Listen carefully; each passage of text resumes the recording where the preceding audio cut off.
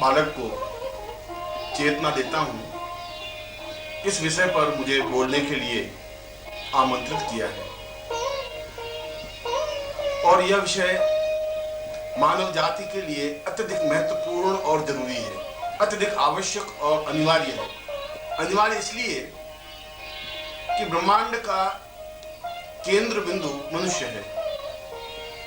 यदि हम मनुष्य के अस्तित्व को नकार दें, यदि मनुष्य को इस ब्रह्मांड से निकाल दें, तो पीछे कुछ भी नहीं बचेगा।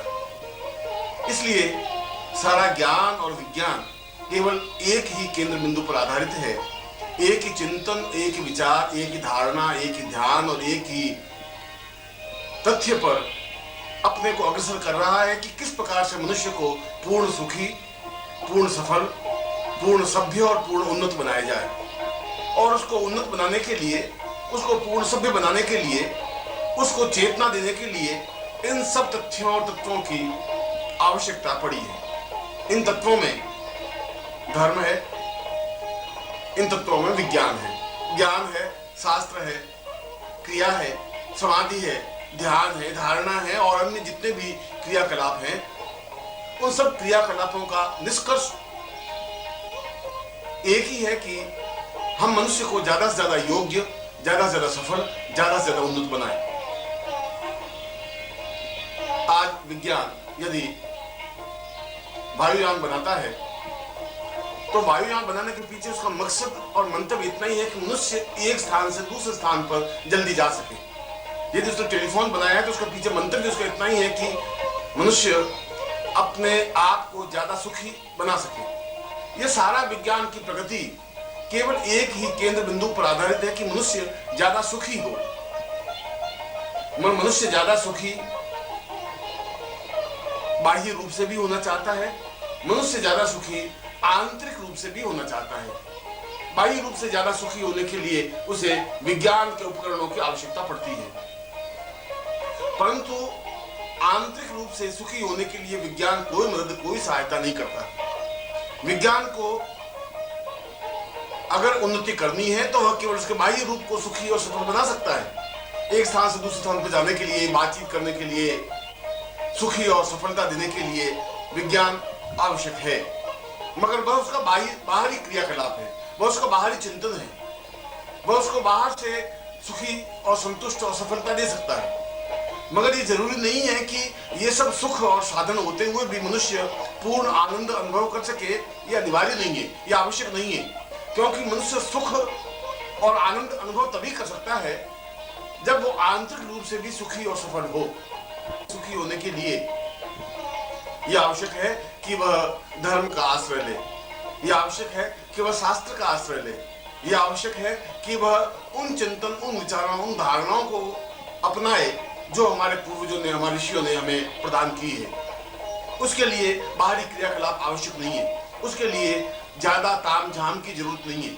उसके लिए जरूरी है कि हम अंदर की ओर प्रवेश करें। उसके लिए जरूरी है कि हम अंदर अपने जितने भी द्वार हैं, अंदर जितने भी चक्र हैं, उन चक्रों को हम भेदन कर सकें। चाहे वह मणिपुर चक्र हो, चाहे नाह चक्र हो, चाहे आज्ञा चक्र हो, चाहे सहस्रार चक्र हो।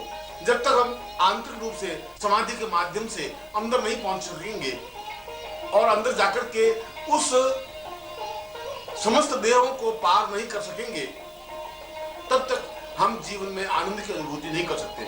और यदि मनुष्य के जीवन में आनंद नहीं है तो मनुष्य सुखी भी नहीं है।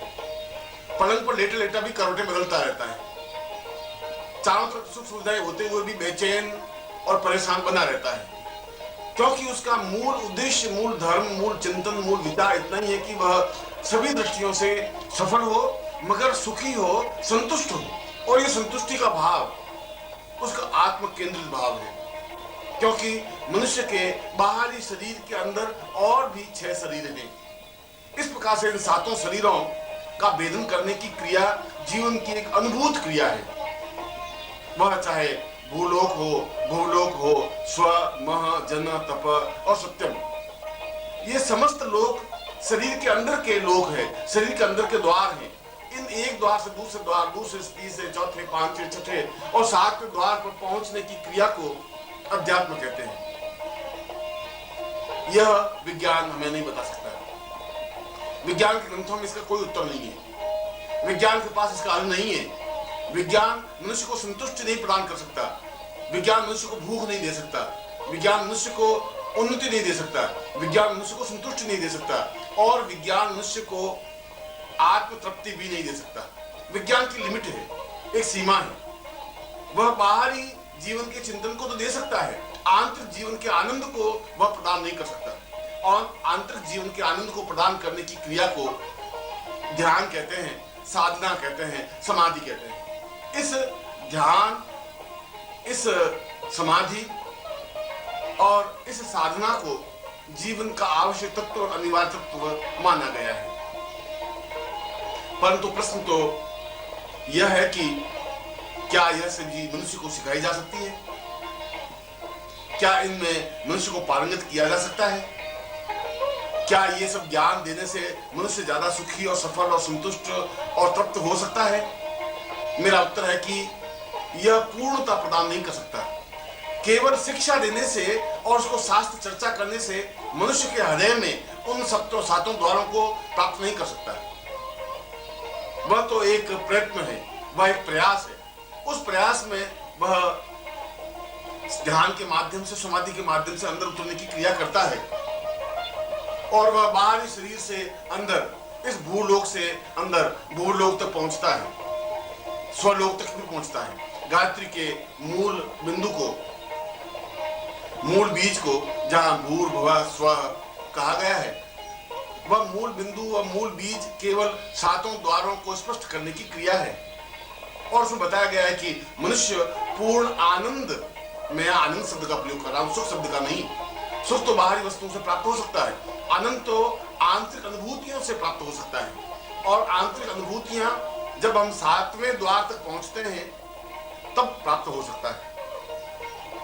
क्या मनुष्य इस ध्यान के माध्यम से, धारणा के माध्यम से, समाधि के माध्यम से उस सातवें द्वार तक पहुंच सकता है जहां आनंद का सरोवर है, जहां पूर्णता है, जहां तृप्ति है, जहां निश्चिंतता है? पहुंच सकता है, मगर इसके लिए सक्षम और समर्थ गुरु की जरूरत है, जो उसकी उंगली पकड़ करके उसको एहसास कराए, उसको स्पष्ट करे कि इस देह के अंदर एक दूसरी देह है जिसको भूलोक कहा गया है, जिसको स्वलोक कहा गया है, जिसको महालोक, जनलोक, तपलोक और जिसको सत्यलोक कहा गया है।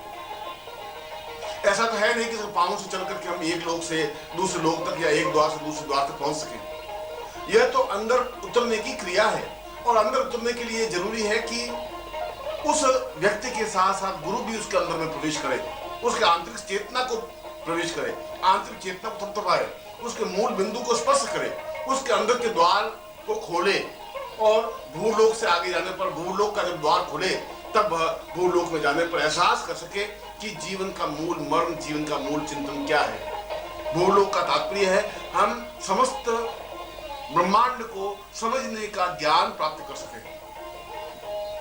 और तीसरा द्वार स्वलोक है।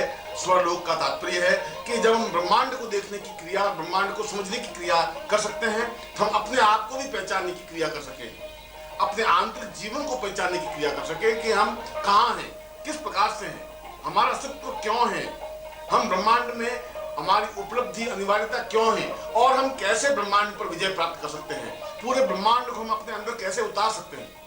ब्रह्मांड को अपने अंदर उतारने की क्रिया स्वलोक में पहुंचने पर संभव है। और जब व्यक्ति स्वलोक तक पहुंच जाता है तब उसका आगे का द्वार महालोक है। और महालोक का तात्पर्य उस ब्रह्मांड के होने वाले कार्यों में, उस ब्रह्मांड में होने वाली हलचल को अपने इंगित से, अपने इशारे से, अपने संकेत से उसमें व्याघात उत्पन्न कर सके, जैसा चाहे उस प्रकार से उन क्रियाओं को कर सके। यदि कोई घटना घट रही है तो उसको अनुकूल और प्रतिकूल बनाया जा सके। यहाँ बैठे हुए भी इस विश्व में नहीं, पूरे ब्रह्मांड में यदि कोई घटना घटित हो रही है तो वह साक्षी बन सके। यह साक्षी बनने की क्रिया, चाहे वह चंद्रलोक हो, चाहे सूर्य लोक हो, चाहे वरुण लोक हो, चाहे यक्ष लोक हो, कुबेर लोक हो, कोई भी लोक हो, उसमें स्वयं प्रवेश कर सके, जा सके, अपने आप को साक्षीभूत बना सके, वहां के दृश्य को देख सके और यदि वहां कोई घटना घटित हो रही हो तो उसको अनुकूल और प्रतिकूल बना सके। यह महालोक है। और महालोक के आगे एक और लोक है, एक और द्वार है जिसको जनलोक कहा गया है। और जन का तात्पर्य है अखंड आनंद की अनुभूतियों को प्राप्त करने की क्रिया। अखंड आनंद का तात्पर्य है कि उसकी देह भले ही बाहर है, मगर अपनी इस देह से भी और सूक्ष्म देह धारण कर सके और सूक्ष्म देह के माध्यम से वह समस्त ब्रह्मांड में विचरण कर सके। इस सूक्ष्म देह के माध्यम से दूसरे स्थान पर जा सके। जन का तात्पर्य है अपने शरीर को सूक्ष्म करके वापस उसी शरीर को प्राप्त कर लेने की क्रिया।